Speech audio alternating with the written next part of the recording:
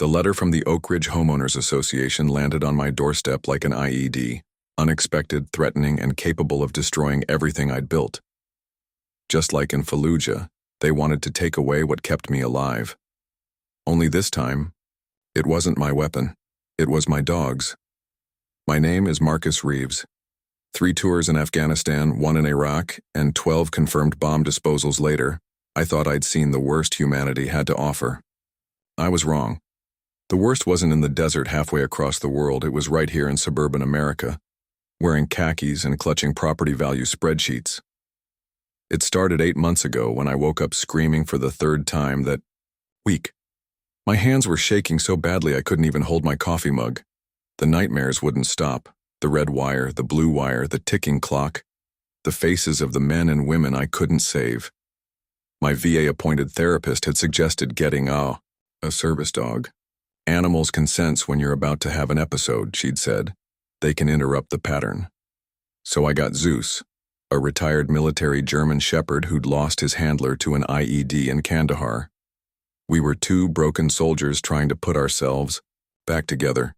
Within weeks, my panic attacks decreased by half. I could sleep through most nights. Zeus would press his weight against me when I started to spiral, licking my hand until I came back to the present. Then I started thinking about all the other service dogs out there, the ones who'd lost their handlers or were too old or injured to continue active duty. What happened to them? The answer was ugly. Many were euthanized if they couldn't be rehomed quickly. These dogs had saved countless lives, detected explosives that would have killed entire squads, and provided crucial intelligence. They deserved better than a cold table and a lethal injection. My property in Oak Ridge was modest, but it sat on 2 acres at the edge of the subdivision. I built kennels, installed proper fencing, and converted my garage into a rehabilitation space. Within 3 months, I had 6 former military working dogs besides Zeus. By 6 months, I had 11. These weren't ordinary pets. Each had been rigorously trained by the military. They were disciplined, quiet, and struggling with their own versions of PTSD. Some flinched at loud noises. Others became agitated around certain smells. All of them needed someone who understood. Word spread through veteran networks. Handlers who couldn't keep their partners after discharge would contact me. Military dog trainers connected me with canines too traumatized to continue service. We became a sanctuary. 2nd tour, I called it. A place where service ended with dignity, not disposal. Everything was running smoothly until Karen Holbrook moved in 4 houses down. Mr. Reeves, it has come to our attention that you are operating an unauthorized kennel business in violation of Oak Ridge Homeowners Association bylaws, specifically Section 7.2 regarding residential-only usage and Section 9.4 limiting households to 2 domestic pets. The letter was signed by Theodore Winfield, HOA president, but I knew whose manicured hand was really behind it. I'd met Karen at the neighborhood barbecue last month. Her pearl earrings bobbed as she interrogated me about all those dogs she'd seen on my property. When I explained what 2nd tour was, her smile tightened. How noble, she'd said, glancing pointedly at the scar running down my cheek. But surely there are more appropriate locations for such an enterprise. The barking must be dreadful. They don't bark much, ma'am, I'd replied. They're military trained. Discipline is in their blood. Still, she'd insisted, property values are a concern for all of us, and allergies. Did you know my daughter is severely allergic? I later learned that Karen's daughter was away at college in California and hadn't set foot in Oak Ridge in years. The letter continued. You have 30 days to remedy this violation or face an initial fine of $100 per day per animal exceeding the limit. With 11 dogs, that would amount to $900 daily after the grace period. I was surviving on my military pension and disability payments. I couldn't afford that, not even close. I crumpled the letter in my fist, feeling my heart rate spike. Zeus immediately pressed against my leg, sensing the change. Through the window, I could see Karen walking her tiny Pomeranian, deliberately slowing as she passed my house. This was war. And if there's one thing a veteran knows, it's that you don't win wars alone. My first ally was unexpected. Sasha Petrov lived across the street, a quiet woman who rarely engaged with neighbors beyond a polite nod. I'd noticed her watching the dogs sometimes when I exercised them in the yard, but she'd never approached until now. I received same letter, she said, the morning after the HOA notice arrived. Her Russian accent was still thick despite years in America. About my chickens, 3 chickens only, but Karen, she complains about smell. There is no smell. She never even comes to my yard. Sasha, it turned out, was a former software engineer who now worked remotely. More importantly, she knew how to research. HOA bylaws, our public record, she explained as we sat at my kitchen table, and minutes from meetings. I find interesting things. Those interesting things included the fact that Theodore Winfield had approved an extension to his own deck that violated setback requirements, and Karen Holbrook had installed unapproved landscaping last spring. The rules, it seemed, bent for some but remained rigid for others. By the end of the week, we had 5 more neighbors with similar stories. Miguel Sanchez had been fined for his work truck parked in his driveway overnight, despite working emergency plumbing repairs. Elderly Mrs. Whitaker had received warnings about her unsightly wheelchair ramp, which she'd installed after her hip replacement. The Foster family had been threatened over their autistic son's therapeutic trampoline. We gathered, in my living room on Saturday, surrounded by the calm presence of my canine charges. Zeus rested his head on Miguel's knee, somehow sensing the plumber's recent back injury.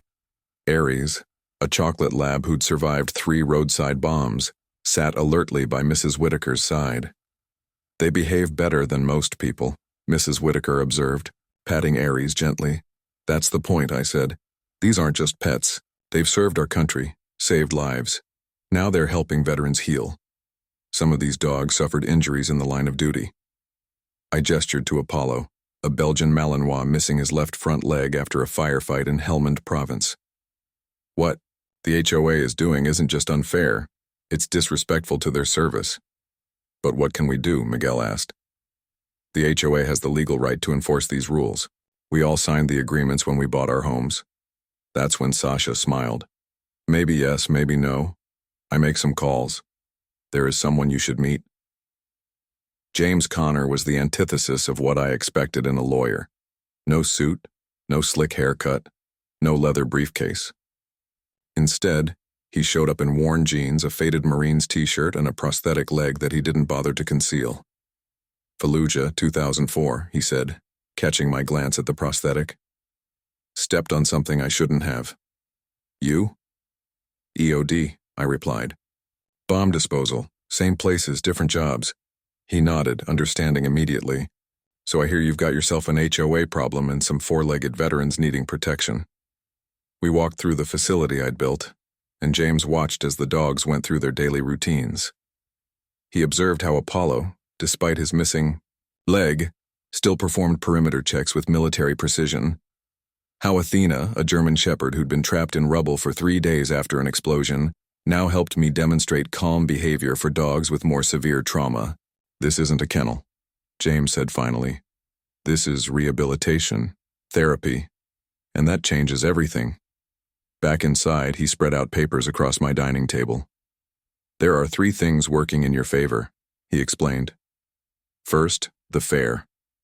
Housing Act protects service animals, and these qualify even if they're not directly servicing you. Second, the PACT Act passed last year includes provisions for the welfare of retired military working dogs. And third, he grinned, your HOA is sloppy with its own procedures. He pointed to a clause in the bylaws. Changes to animal restrictions require a 2/3 majority vote from all homeowners, not just board members. I've reviewed the meeting minutes for the past 5 years. They never held such a vote when they reduced the pet limit from 3 to 2 animals last year. Hope flickered in my chest. So what do? We could fight them on procedural grounds, but that's just a temporary fix. They'd correct their mistake and come after you again. James leaned back. No, we need a more permanent solution. We need to change the rules altogether. The next month was a blur of activity. James helped me file for official recognition as a rehabilitation facility for service animals, which would exempt Second Tour from being classified as a kennel business. Sasha built a website documenting each dog's military service and their ongoing journey. But our masterstroke came from an unlikely source. Mrs. Whitaker's grandson, a journalism student at the State University, wrote an article about Second Tour that got picked up by the local paper. Soon a regional TV station wanted to do a feature. The day the TV crew arrived, I made sure everything was immaculate. The dogs performed their training demonstrations flawlessly, showing off their discipline and the critical skills that had saved so many lives overseas. "And what about the neighbors?" the reporter asked. "Any complaints about noise or disturbances? Why don't you ask them yourself?" I gestured to where Sasha, Miguel, Mrs. Whitaker, and a dozen other neighbors stood, ready with testimonials about how Second Tour had actually improved the neighborhood. The reporter seemed impressed, but I couldn't help noticing Karen Holbrook watching from the edge of the gathering, her face pinched with displeasure. This battle was far from over. The feature aired on a Thursday evening. By Friday morning, my phone wouldn't stop ringing. Veterans organizations, animal welfare groups, and ordinary citizens wanted to know how they could help. Donations flooded the website Sasha had created. Local businesses offered supplies and support. More crucially, homeowners within Oak Ridge who'd never spoken to me before were suddenly introducing themselves, expressing support, sharing their own stories of HOA overreach. The HOA board called an emergency meeting for the following Tuesday. They didn't invite me, but James had anticipated this move. "They're going to try to rush through a more specific prohibition," he warned. "We need to be ready." We spent the weekend gathering signatures for our counter-proposal, an amendment to the HOA bylaws that would create a specific exemption for rehabilitation facilities for service animals, particularly those with military backgrounds. Tuesday evening arrived, and the Oak Ridge Community Center was packed beyond capacity. Board. President Theodore Winfield looked uncomfortable as he called the meeting to order, eyeing the unusual crowd with suspicion. "We have a single agenda item tonight," he announced. "A proposed amendment to clarify the pet restrictions in light of recent situations." Karen Holbrook stood, clutching a folder of papers. "As the chair of the Community Standards Committee, I've drafted language that would explicitly prohibit the operation of animal kennels, shelters, or similar facilities regardless of their claimed purpose." She emphasized "claimed" with obvious disdain. "This will protect our property values and community character from inappropriate point of order." James Connor rose from his seat near the back. Despite his casual attire, his voice carried the authority of the courtroom. "Before the board considers new restrictions, there's the matter of the existing pet limit reduction that was implemented without the required 2/3 homeowner vote last year." Murmurs spread through the room. Theodore Winfield shifted uncomfortably. "And you are?" James Connor, attorney representing Marcus Reeves and Second Tour Rehabilitation Facility. He moved to the front of the room. "I've reviewed all HOA proceedings for the past 5 years. The vote to reduce the pet limit from 3 to 2 animals was conducted with only board members present, in direct violation of your own bylaws, Article 4, Section 3. The murmurs grew louder. Theodore tried to regain control. "This is an inappropriate forum to raise such concerns. If Mr. Reeves wishes to dispute his violation, there's a formal appeals process." "I'm not disputing the violation," I said, standing up. "I'm challenging the legitimacy of the rule itself." James distributed copies of our counter-proposal to each board member. "We have signatures from 157 Oak Ridge homeowners, well over the 2/3 majority required, supporting this amendment to create an exemption for service animal rehabilitation facilities with proper certification." Karen Holbrook's face flushed crimson. "This is absurd. You can't just change the rules because you don't like them."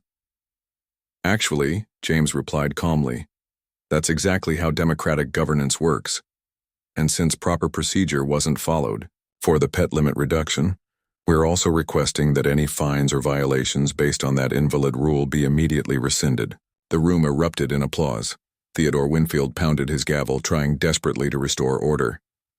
"This is irregular," he sputtered. "We need time to review these documents, consult our own legal counsel." "Of course," James agreed. "In the meantime, since the legitimacy of the rule is in question, No enforcement actions should be taken against second tour or any other residents with more than 2 pets.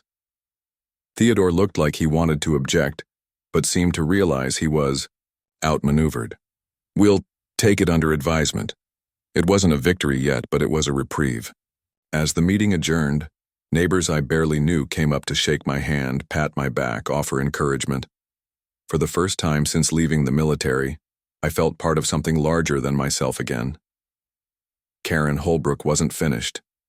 2 days after the meeting, a county animal control officer showed up at my door, citing anonymous complaints about dangerous animals and unsanitary conditions. The inspection, however, backfired spectacularly. The officer, a former Army Ranger, himself was impressed by the facility and the dog's behavior. He left with brochures about second tour and a promise to refer veterans he knew who might benefit from our program. Next came code enforcement, investigating claims of unauthorized construction. They found all my permits in order. James had made sure of that. The pressure continued, but so did our momentum. A local construction company offered to build proper kennels and a training area at cost. A veterinary clinic provided free checkups and care for all the dogs. The regional TV station did a follow-up story, focusing on the HOA conflict and the community's response. Public opinion was solidly in our favor, but Karen and Theodore still controlled the HOA board. They delayed voting on our amendment, cited procedural concerns, and made increasingly technical arguments about zoning and residential definitions. They're stalling, James observed after yet another inconclusive board meeting, hoping we'll lose steam or make a mistake. So what's our next move? I asked. He smiled grimly. Nuclear option. We force a recall election of the entire board. The recall petition spread through Oak Ridge like wildfire. Years of accumulated resentment against the HOA's petty enforcement and selective rule application fueled its momentum.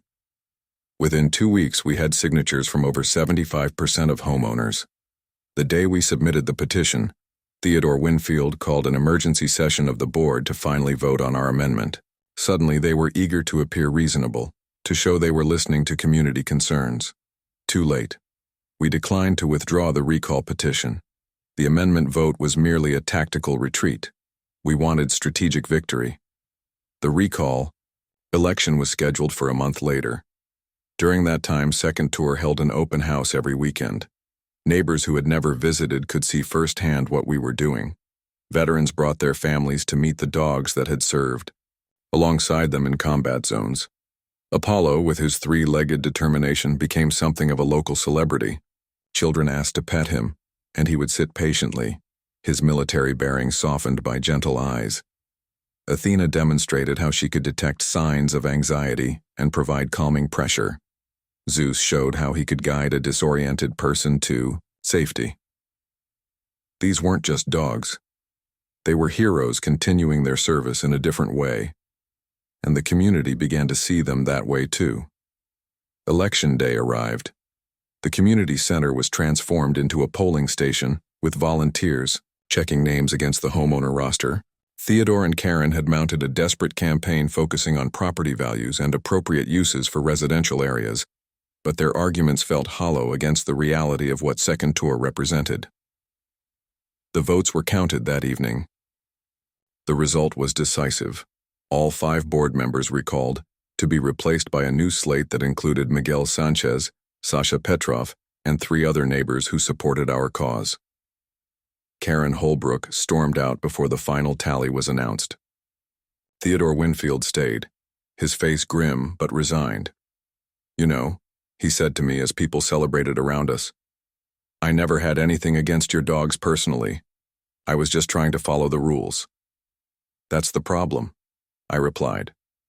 "Sometimes, the rules need to follow what's right, not the other way around." 6 months later, Second Tour had expanded to include a visiting program, where our rehabilitated service dogs visited the local VA hospital, bringing comfort to veterans still struggling with their own wounds, both visible and hidden. Our amendment had passed unanimously under the new board, creating not just an exemption for Second Tour, but a framework for other service-oriented activities within the community. Property values hadn't plummeted. In fact, homes in Oak Ridge were now marketed as part of a veteran-friendly community with unique amenities. Karen Holbrook put her house up for sale 3 weeks after the election. The new owners, coincidentally, were a young couple. The husband, a Marine, recently returned from overseas. They had a service dog of their own, a Springer Spaniel named Liberty who had detected explosives in Syria. Today, as I watch Apollo teaching their children how to give proper commands, I think about the strange battlefield I found myself fighting on after returning home. Not sand and mountains, but suburban streets and community centers. Not against insurgents, but against indifference and bureaucracy.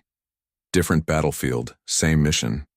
Protecting those who served, ensuring no one gets left behind. Through the window, I can see Zeus patrolling the perimeter of our property. Not because he needs to, but because old habits die hard. I understand completely. We're both still on duty, in our way.